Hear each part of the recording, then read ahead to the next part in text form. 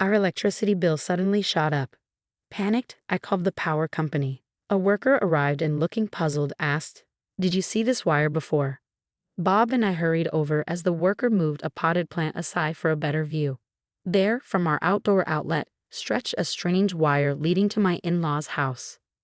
"Do you recognize this wire?" The worker's question made Bob and me exchange knowing glances. "Hey Bob, could this be?" "Yeah, no doubt. This explains our crazy electric bill." Bob unplugs the wire quickly. Suddenly, a loud scream comes from my in-laws' place. "What?" "It's probably my mother-in-law." Then there's frantic muttering. The voice grows louder, and suddenly, my mother-in-law jumps out from the bushes. I'm Mary Johnson, a 32-year-old stay-at-home mom. I love trying out limited-time desserts as a hobby. I enjoy gathering dessert info from friends or doing research. My husband Bob, who's the same age as me, has always supported my hobbies. We've known each other since college, and I've always admired his kindness. I also have a deep fondness for my in-laws who raised such a wonderful man.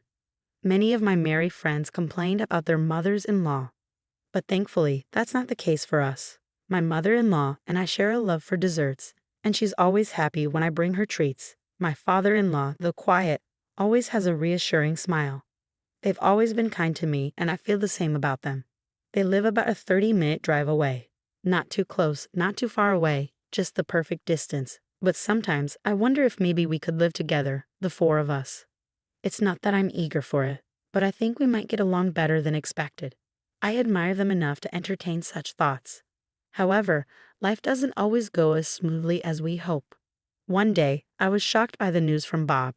"Your parents?" It turns out my in-laws were moving into the empty house next door. I always assumed they owned their place, but it seems they were renting. Their house had aged, prompting them to consider moving. When they discovered the vacant house next to ours, they seized the opportunity. It's a sudden, close move. Anxiety immediately washed over me. So far, I've had a good relationship with my in-laws, but I worry about how this will change things. Living next door means we could see each other every day if we wanted to. I do like my in-laws, but truthfully, seeing them daily feels overwhelming. However, I can't just say that now. It's too late to back out.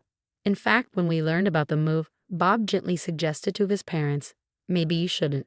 But they brushed it off, insisting, "We get along so well now. It'll be fine." I once thought we could even live together. I regret ever entertaining such optimistic thoughts.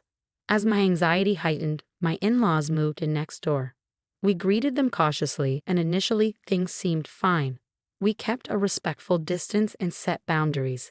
But as they settled in, my mother-in-law began to overstep boundaries like never before. She started exhibiting all the don't do this behaviors you hear about. Dropping by unannounced became routine, and once inside, she acted like it was her own home. Not only that, it felt like they were monitoring our every move.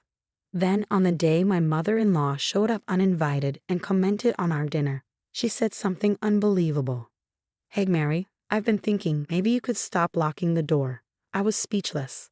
Can you imagine in this day and age? My mother-in-law suggesting we leave our door unlocked.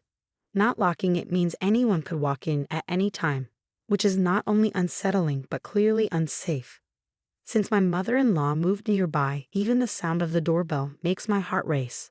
Now there's a chance she could just stroll into our house without us even noticing. That's definitely not something I'm comfortable with. Given the current circumstances, I have to admit, the thought of leaving the door unlocked is unsettling.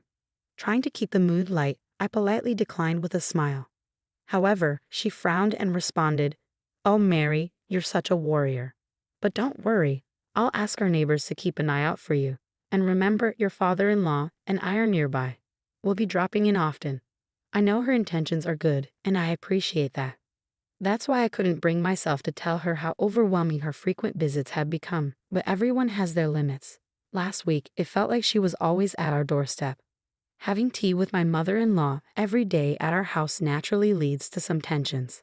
I've come to realize that maintaining a healthy relationship between a mother-in-law and daughter-in-law is all about finding the right balance. She'd leave random potted plants in our yard or plant flowers without asking, as if she had free rein. If it happened once in a while, I could overlook it, but it became a daily occurrence.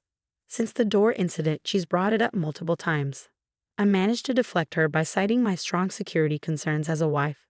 However, once that was settled, my mother-in-law started asking for a spare key. I knew I had to get Bob to reject her request. Giving her such a powerful item now was simply not an option. Despite my disagreements with her behavior, I didn't exactly dislike her. She could be intrusive, but I understood it came from good intentions. Instead, I felt more guilty about turning her down than anything else. But over time, those feelings began to shift. Whether it was me, her, or both of us changing, I couldn't say. However, I started to feel uneasy and annoyed by her remarks. It was a few months after she moved in. By then, it had become routine for her to visit after lunch. I once inquired about my father-in-law, and it seems he typically goes for walks or shopping alone. I suggested she join him, but she declined, saying, "Walking tires me out." Lately, she's become a typical mother-in-law. Before, when I made her tea, she'd just say thank you. But now there's always a comment like, "It's lukewarm," or "It's weak." Every time she speaks, it's either gossip or speaking ill of someone. Being around her brings me down. But I can't exactly push her away, so I just nod and force a smile. It's not a great situation, right? The grass keeps growing, and they never cut it. I've even thought about mowing it myself. Today, my mother-in-law was passionately discussing a neighbor's consistently neglected yard, so I was like, oh, when she suddenly stopped talking, I instinctively followed her gaze to the bookshelf. Did she find a book she liked? It'd be peaceful if we can just read together. Did you find a book you're interested in? As I was about to approach the bookshelf, she reached past it, grabbing something from the rack next to it. Susan, you shouldn't touch that. Upon seeing what she took, I quickly reached out, but she innocently opened it, then exclaimed with delight, "Oh my Mary dear, oh dear, did you overspend last month? Goodness, your electricity bill is twice as much as ours." What? My mother-in-law was looking at, as if she were reading a weekly magazine, was our household account book. "Stop, give it back." When I quickly took it away, my mother-in-law chuckled softly. "You really don't have to be so flustered. But Mary, it seems like you're not so good at saving money. Bob must feel bad having a wife who struggles with budgeting. You should try a bit harder, okay?" My face burned with embarrassment as my mother-in-law boldly opened the household account book, clearly labeled on both the front and back covers. I was incredulous. Regarding the desserts, I have a soft spot for limited edition treats too, so I understand the temptation. But if you can't save a dime, do you truly deserve to indulge in sweets? Adding to the frustration, my mother-in-law kept on nagging, criticizing our spending on food and a skyrocketing electricity bill. She even boasted about her own frugality. After her tirade, she seemed content and left. Once she was gone, I was overwhelmed with emotion and couldn't stop crying. The built-up stress likely played a role as well. I had reached my breaking point. I cried uncontrollably until Bob returned home. "You don't have to take Mom's criticisms to heart," he reassured me, though I found it easier said than done. "I'm really sorry. I'll talk to Mom and ask her not to visit as often," he added, comforting me. After I had calmed down a bit, I decided to address another concern that had been weighing on me, the soaring electricity bill. As pointed out by my mother-in-law, it had inexplicably spiked over the past few months. I was worried about it, but dealing with my mother-in-law had consumed all my attention. Bob examined the details of the electricity bill, puzzled. "This is definitely unusual. I know, right? The next bill is due soon, isn't it? If it seems off again, we should contact the electric company," I suggested. A few days later, a bill arrived, shocking us with a whopping $1,300 increase, more than double our usual amount. Sensing something was wrong, we quickly arranged for a technician from the electric company to visit. The technician conducted a thorough inspection and then directed our attention to something peculiar. "Were you aware of this wire?" As Bob and I approached, the technician gently moved a potted plant, revealing an external outlet hidden beneath its long leaves. We had forgotten about it since we never used it after building the house. From that outlet, the technician pointed out, a wire extends, leading towards my in-laws' house. "Do you know anything about this wire?" At the technician's question, Bob and I exchanged knowing glances. We both had a suspicion. "Hey Bob, could this be?" "Yeah, without a doubt. This explains our sky-high electric bill." To confirm, we followed the wire with the technician, navigating through bushes and tall weeds. True enough, the wire led to my in-laws' storage shed. We couldn't see where it connected from our vantage point, but it was evident that it had something to do with their house. The technician, with a serious expression, asked, "Should I call the police?" "No, we might have to, but let's talk to them first. This house belongs to our parents after all," I explained. The worker initially seemed tense, perhaps suspecting theft of electricity, but upon realizing it was a family home, his expression softened with relief. "Oh, I see. I'll be on my way then." "Yes, thank you for taking the time to come out here. We really appreciate it," I replied gratefully. We escorted him to his vehicle and watched him drive off. After he left, Bob and I turned to each other, lost in thought. Bob let out a heavy sigh, resting his head in his hands. "I'm sorry for having a mother like that," he said with a hint of frustration. "It's hard to say. Don't worry about it. What should we do next?" If it's like any other day, Bob's parents are probably home right now. Should we confront them directly, or should we come up with a plan first? Bob, his hand covering his mouth, began to walk towards the external outlet. Thanks to the employee who had moved the potted plant earlier, the outlet was now clearly visible. Come to think of it, maybe his mother intentionally placed the potted plant here to conceal this outlet. Though I hate to suspect, I can't think of any other reason. I wonder what this is connected to, I mused. Suddenly, Bob reached out and swiftly unplugged the wire. "Wait, is it okay to unplug that?" I asked, a bit concerned. "I just did. The thought of them calmly stealing our electricity all this time makes me furious," Bob replied indignantly. "Anyway, we have the employee as a witness. I won't let them make any excuses. If necessary, we have that as well," he added firmly. "That's true," I nodded in agreement, feeling determined. Suddenly, a piercing scream echoed from Bob's parents' house, likely my mother-in-law's. Moments later, we heard frantic muttering and the voices started approaching us. Then, with great force, my mother-in-law burst out from behind the hedge, clearly not expecting to find us there. Upon seeing us, she let out a surprised gasp. "What are you two doing here?" she snapped. I stood tall and replied, "Susan, do you have business in our yard? You seem quite flustered." She looked away, visibly uncomfortable. Meanwhile, Bob held onto the removed wire firmly. When my mother-in-law exclaimed, "Oh," and tried to snatch it from Bob, he deftly hid it behind his back. "What are you doing?" she demanded. "No, that's what I should be asking you," Bob retorted, thrusting a wire in front of her face. This was plugged into our outlet. He emphasized the word "our." My mother-in-law's eyes darted around, and then she defensively looked upwards. "So what? Do you know where this wire goes?" "I have no idea," she admitted. "Just plug it back in now. Things are a mess here since you pulled it out." I couldn't believe her audacity. She was essentially admitting to causing the issue without any remorse. But my mother-in-law seemed more panicked than guilty. I understood why she was so flustered. Smiling reassuringly, I spoke up. "Susan, please calm down. Let's discuss this calmly.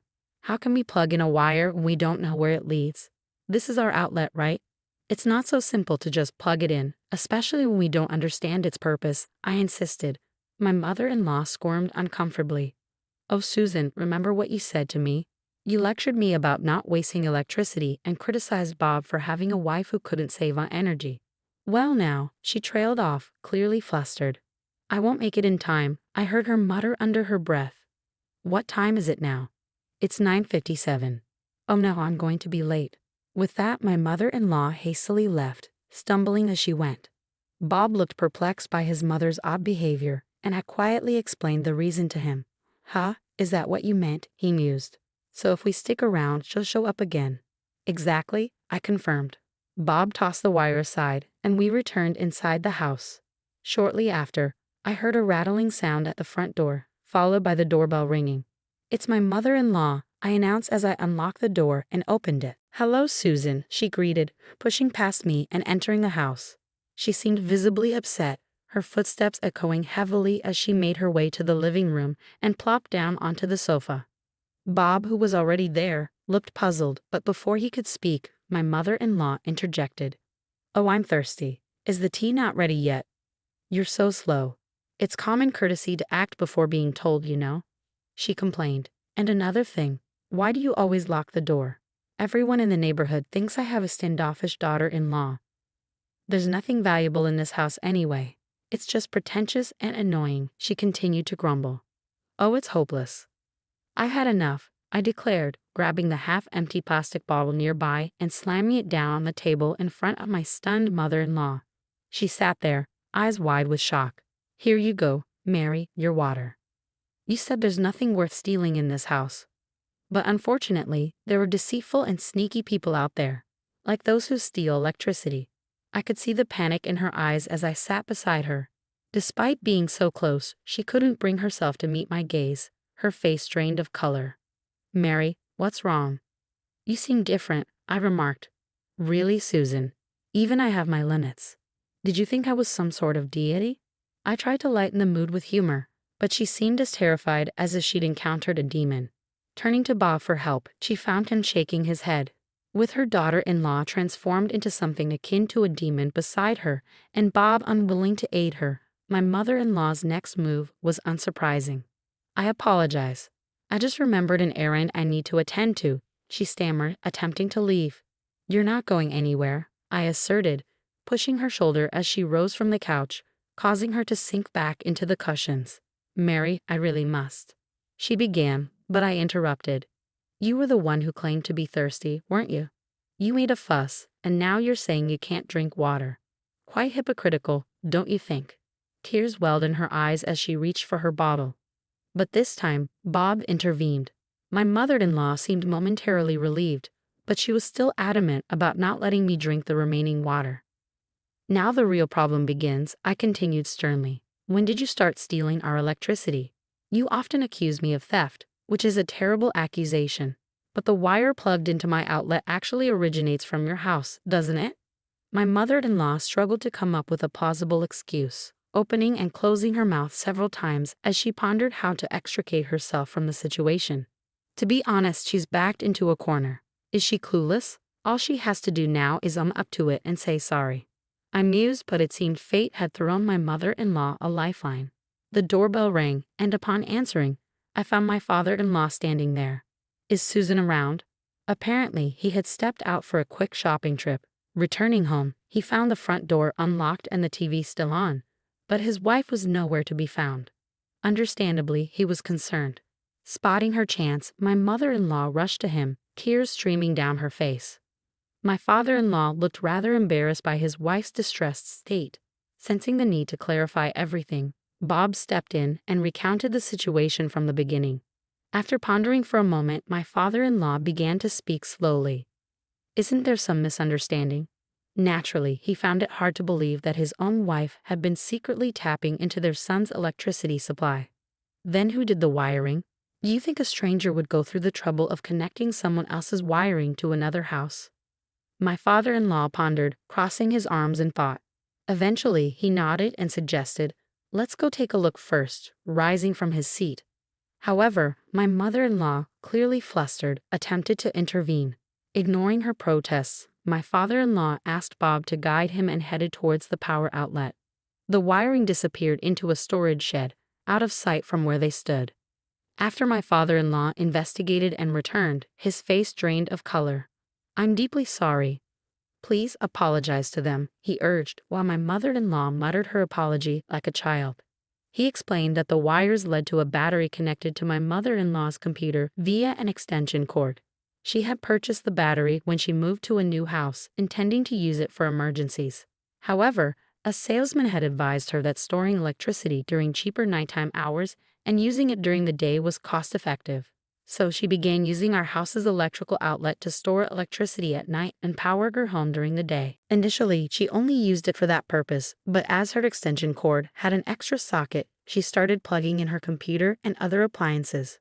Eventually, she was drawing electricity from our house all day long. When confronted, she defended herself, claiming she thought it was more economical.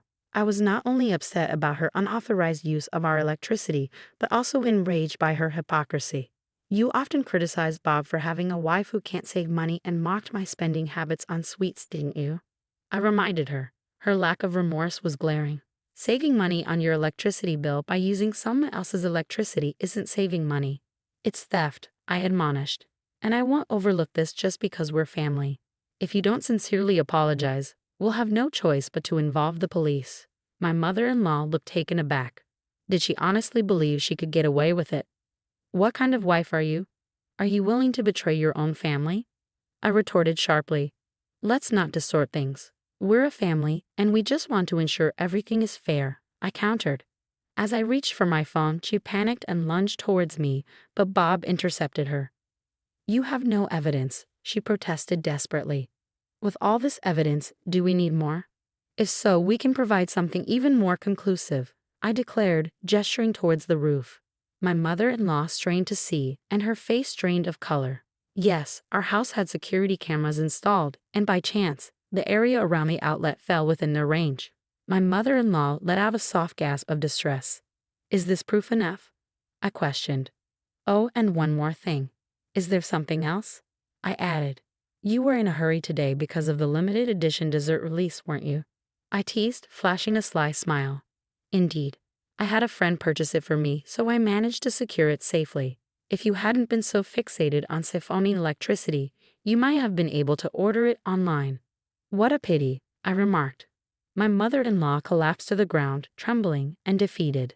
After discussing it with Bob, we decided against involving the police. While she had confessed and we had evidence, it seemed more trouble than it was worth. Plus, considering she was family, there was a chance it would be overlooked anyway. Instead, we agreed that my in-laws would cover the electricity they used and provide additional compensation for the inconvenience caused. Despite the inevitable awkwardness of living in close proximity, it was a necessary step for my peace of mind. As tensions rose, our interactions with my in-laws dwindled. Then we received unexpected news. They decided to move back to their previous house. Rumors about electricity theft, particularly involving my mother-in-law, had spread, deeply upsetting her. She tearfully expressed her desire to return to their old home. Surprisingly, I discovered that my mother-in-law didn't have the strong relationships with her neighbors that I had assumed.